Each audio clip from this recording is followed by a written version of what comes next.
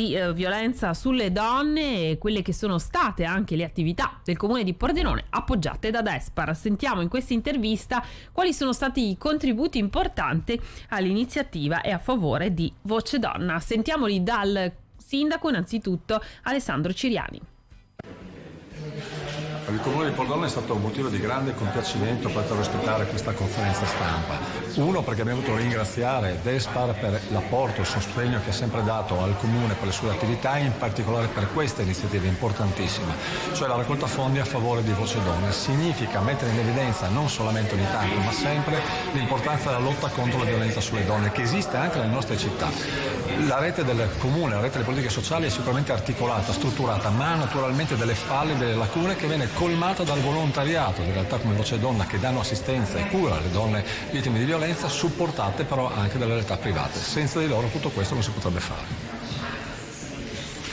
Grazie al sindaco per averci ospitate, grazie al sindaco per le belle parole. È vero, sempre di più il pubblico e il privato devono imparare a lavorare assieme, in modo particolare quando è il momento di sostenere iniziative così importanti.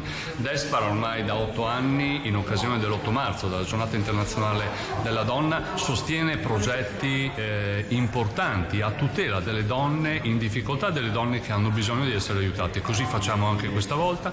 Questa iniziativa va a sostegno di questa associazione che organizza e coordina una serie di strutture protette nella nostra regione, strutture alle quali si possono rivolgere le donne che hanno subito violenza, loro e i loro bambini, per poter cercare di ricominciare, di ricominciare una vita normale, di poter lavorare, ma la cosa più importante è di essere protette. La nostra fortuna è che abbiamo moltissimi negozi in regione, che siamo presenti in modo così capillare da poter raccontare questa iniziativa a migliaia di persone ogni giorno, perché solo raccontando, solo parlando di questi problemi possiamo pensare che in futuro si possa migliorare.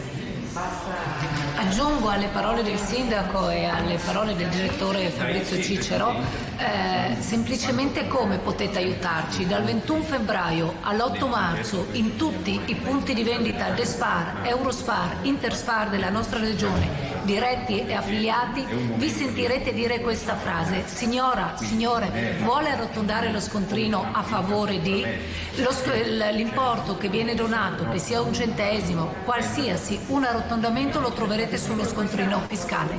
Aiutateci quest'anno ad aiutare l'associazione Voce Donna, che quotidianamente è al servizio di persone meno fortunate di noi. Benissimo,